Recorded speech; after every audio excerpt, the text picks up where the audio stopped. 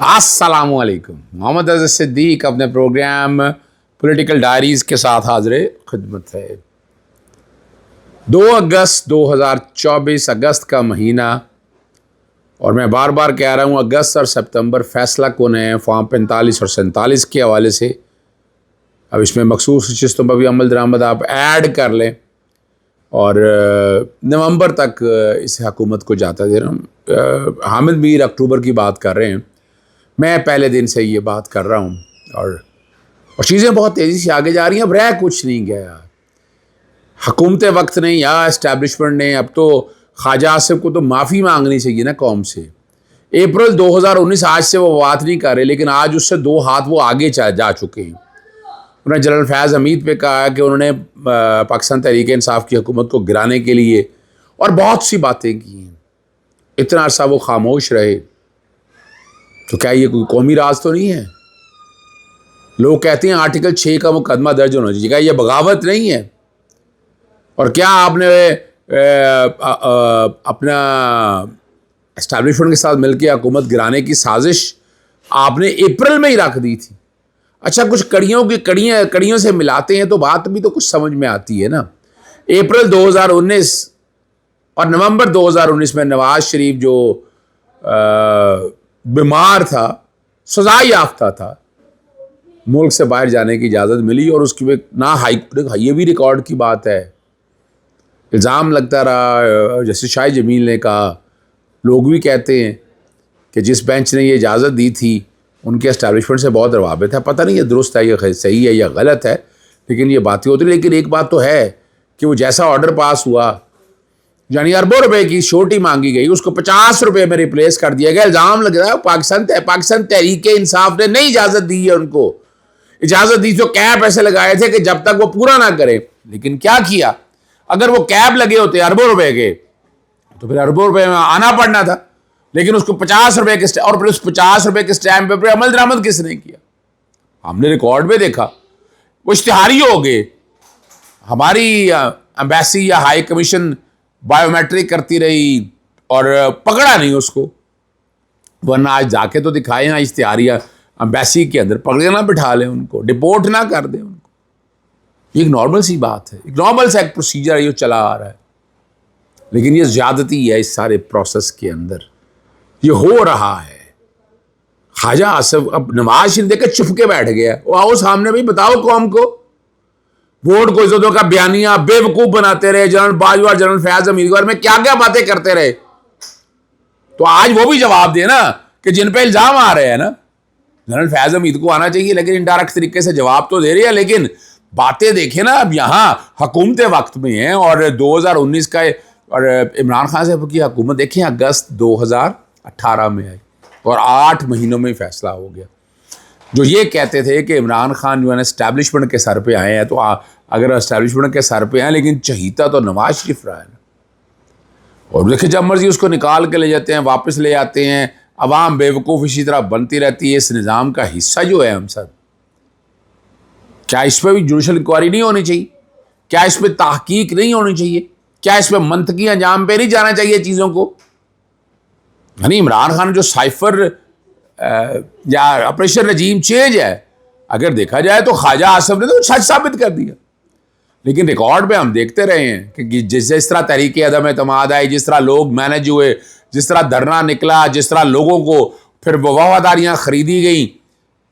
और क्या ये मुल्की सालमियत के ख़िलाफ़ नहीं? तो सियासी जमातें थी, जो पाबंदी लगाने की बात होती है, ज़रा इस एक्शन को पढ़कर देखें तो आपको समझ आएगा कि वाकई पाबंदी कैसे लगनी चाहिए। और पाकिस्तान तहरीक इंसाफ में मैंने आपको बहुत पहले कह दिया, कोई पाबंदी का चांस ही नहीं है, ना कोई एविडेंस है, ना कोई चीज़ है। अब वो फिशिंग एंड रोविंग इंक्वायरी और ढूंढते फिर को मछली काबू में आ जाए। यानी पहले हैदराबाद साजिश केस का एक केस फाइल करने की कोशिश की, फिर वो एक ट्विटर के अकाउंट पे चले, फिर वो दहशतगर्दी काउंटर टेररिज्म डिपार्टमेंट ने एफआई ने दहशतगर्दी के पर्चे बना लिए, फिर लोग उठा लिए, पता नहीं क्या क्या कुछ, कि जनाब वो टेररिस्ट से राब्ते हैं, टीएलपी से राब्ते हैं। अब यार कुछ तो ख्याल करें आप। हर एक को पता है कि तहरीक है और टीएलपी से किसके राब्ते थे, पाकिस्तान मुस्लिम लीग नून के कौन कौन से लोगों के उनसे राब्ते थे, ये रिकॉर्ड के ऊपर है। तो ये चीज़ भी ज़मीन बोझ होने वाली है।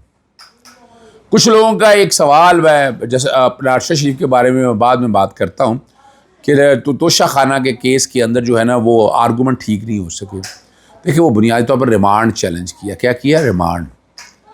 और सेक्शन 24 के अंदर तरीक़ाकार दिया हुआ है, और जब आप सेक्शन 167 के साथ पढ़ते हैं, जो पैरामीटर्स हैं, जो चीज़ें हैं सारी, वो अगर सामने रख कर देखते हैं तो आप समझ सकते हैं सक्सेसिव रिमांड की बात है। और फिर नैब में 14 दिन का रिमांड था, तो ये ऑर्डिनेंस चैलेंज किया हुआ, नोटिस हुए हैं 6 के लिए, 8 के लिए गया है, तो तीसरा रिमांड है 7 दिन, 8 दिन और 10 दिन। वो भी वजह तो बताएं, किस बात का रिमांड लेना है? यानी क्या बाकी लोग नजर नहीं आते हैं? तोशा खाना के अंदर क्या क्या जुल्म, और मैंने वो सारी चीजें रिकॉर्ड के ऊपर आप लोगों को याद है मंगवाई थी, इकट्ठी की थी, बड़ी मेहनत की थी इस हवाले से। तो इस तोशा खाना में जो एक सवाल है बदनीति का, इन तोशा खाना जब इंक्वायरी इकट्ठी की है, इकट्ठा ही रेफरेंस फाइल करें ना आप। ये तो कोई तरीका नहीं है ना, हर साल का या हर गिफ्ट का अलहदा कर दें आप। तोशा खान कंपोजिट करें ना उसको, या तो आपने उसकी इंक्वायरी, आपने चीज़ें इकट्ठी नहीं की, एक दफ़ा इकट्ठी जब आप कर ली तो एट ए टाइम लें। ये तो नहीं है ना कि एक एक चीज़ को चुन के आप इस सारे मामले को लेकर चलें। ये फौजदारी कानून की इंटेंट नहीं है। ये मैं एंटी ग्राफ लॉ की बात कर रहा हूँ, मैं एंटी करप्शन लॉज की बात कर रहा हूँ। तो इसलिए उसको सामने रख कर देखें तो गुंजाइश को ना, कि जो है ज़्यादती, जो जुल्म है, जो फ्रॉड है, फ्रेब है, तो शखाना कोई केस नहीं है। 8 तारीख को इंशाअल्लाह वल अज़ीज़ रिमांड खत्म होगा, सेटिसाइड होगा ऑन द सेम प्रिंसिपल जो 9 मई वाले मामले में सब सेटिसाइड हुआ प्रिंसिपल। जो जहाँ बैठ के बातें हुई हैं वही सारी बातें होंगी। इस्लामाबाद हाई कोर्ट से मैं तो पहुँच गया था रात, मैं तो कल आ गया था, बारिश बहुत ज़्यादा थी आपके सामने। अरे लेकिन अब आगे चलते हैं। अरशद शरीफ वाले केस में बड़े बात हुई कि इसमें जल्दी क्या है, सुप्रीम कोर्ट बहुत जल्दी से क्यों फिक्स कर रही है। 6 अगस्त याद है आपको, अरशद शरीफ का जुडिशल कमीशन बनाने के हवाले से इस्लामाबाद हाई कोर्ट एक स्टेप आगे गई है। सेक्रेटरी लॉ को और सेक्रेटरी इंटीरियर को बुलाया है कि जुडिशल कमीशन बनाना चाहते हैं। तो डर और खौफ तो जुडिशल कमीशन बनाने का ना, कि बन ना जाए। और इस्लामाबाद हाई कोर्ट में हमने बिल्कुल ऑल टुगेदर डिफरेंट ले गए। भाई अभी तक अगर करना कुछ होता है, कीनिया कोर्ट का फैसला आ गया था, अगर कुछ करना होता तो करते ना। क्या किया उन्होंने? कीनिया कोर्ट के फैसले के बाद क्या किया? एमएलए के हमें बातें करते रहे, म्यूचुअल लीगल असिस्टेंट को भी क्या होना है। आप 2022 से अब तक कुछ नहीं कर सके, कोई इंक्वायरी या इन्वेस्टिगेशन उस हद तक आ नहीं सकी, सिर्फ बातें करते रहे हैं। लाहौर पाकिस्तान से निकल के दुबई जाना, दुबई से निकल के आगे जाना, तो तहकीक तो होनी चाहिए ना इस सारे काम की, और इंटरनेशनल कोर्ट ऑफ जस्टिस में भी जाना बनता है। लेकिन पहले जो है उसकी बाकायदा एक जुडिशल इंक्वायरी तो हो जाए, और होने दें, क्या हर्ज है, जो असल लोग हैं वो सामने आ जाएंगे। इसमें डरने की बात तो मैं नहीं समझता कोई होनी चाहिए। और चीज़ें सामने, सच तो सामने आना चाहिए ना, सच को तो नहीं छुपाना चाहिए। अब इसमें सुप्रीम कोर्ट का बेंच जो है वो आपको बताया, जस्टिस काजी फाइसा को फिर एक और हार हुई। वो चाहते थे अपनी मर्ज़ी का बेंच बनाना, और उसमें जस्टिस सईद मंसूर अली शाह और जस्टिस मुनीब अख्तर तो नहीं, जस्टिस जमाल मंदोखेल की सरबराही में बेंच बना है। जस्टिस अतर मिनला हैं उसके अंदर, और जस्टिस मोहम्मद अली मज़हर हैं, जस्टिस आयशा मलिक हैं, जस्टिस अज़हर हसन रिजवी हैं उसके अंदर। तो 5 रुकनी बेंच जो है, जो पहले 5 रुकनी बेंच बना था, अब क्या करेगा? जुडिशल कमीशन का तो हम मामला हाई कोर्ट में लेकर आएंगे, तो ये मामला हाई कोर्ट में, इसलिए वो हाई कोर्ट में चला जाएगा और हाई कोर्ट इस मामले को देखेगी। अब देखते हैं हियरिंग किस दिन रखी जाती है। अभी तक तो हियरिंग की मेरे पास नोटिस नहीं आया, पता नहीं चला। सुबह पता चल जाएगा, कल पता चल जाएगा कि हियरिंग की डेट क्या है और किस डेट को हियरिंग होनी है। उस डेट में सुप्रीम कोर्ट कहाँ जाएगी? सुप्रीम कोर्ट में पेंडेंसी की वजह से कुछ नहीं हुआ, याद रखिएगा। सुप्रीम कोर्ट के हालांकि डर और खौफ से ये चीज़ें आगे जानी चाहिए थी, लेकिन चीज़ें नहीं जा सकी आगे। चीज़ें तो ज़्यादा ख़राब अगर मैं कहूँ तो ऐसी हुई हैं। अरशद शरीफ को इंसाफ तो नहीं मिल सका। जो करप्शन के केसेस उसने निकाले थे वो ज़मीन बोस हो गए।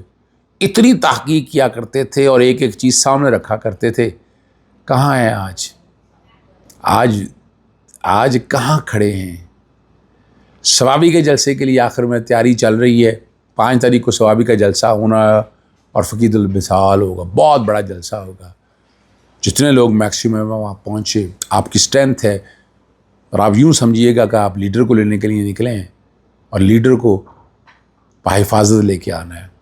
मैं तारीख़ के दोहराव में 2022 की मेरी एक वीडियो सामने आ गई जिसमें मैंने कहा था कि इमरान खान की जान को खतरा है। मोहतरमा बेनज़ीर साहिबा शहीद जमहूरियत हैं, कारसाज के हमले में उन्हें वार्निंग दी जाती है कि बच जाओ, तुमने टक्कर जान ले ली है। और इमरान खान साहब को भी ये वजीराबाद वाले इलाके में वार्निंग दी गई है। बिल्कुल, कई दोस्त मेरे नाराज होंगे इस बात पे, लेकिन मैं तो सच बताऊंगा आपके सामने। मैं तो इससे आगे देख रहा हूँ कि अब इमरान खान साहब के आने वाले दौर में बहुत जान को शदीद खतरा है, और अगर हम लोगों ने उनकी हिफाजत कर ली तो तब्दीली देखेंगे पाकिस्तान के अंदर। ये माफिया से टक्कर है, अब कौम को उठना है, कौम उठे। इमरान खान को आप देखिए अपनी कोई जाती जंग नहीं लड़ रहा है। अब तक देखा जाए भुट्टो खानदान के बाद अगर किसी ने कुर्बानियां दी हैं तो वो इमरान खान है, उसकी जमात ने कुर्बानियां दी हैं। तो ये कुर्बानियां को अब आ गया वक्त इसको प्रोटेक्ट करने का। अपने लीडर के साथ जुड़ जाओ, लीडर के साथ खड़े हो जाओ। अब लीडर की जान को ज्यादा खतरा है, उसकी जान को बचाओ। अगर जान बचा गए तुम तो वो तब्दीली हो जाएगी जो भुट्टो ना ला सका, जो बेनजीर ना ला सकी।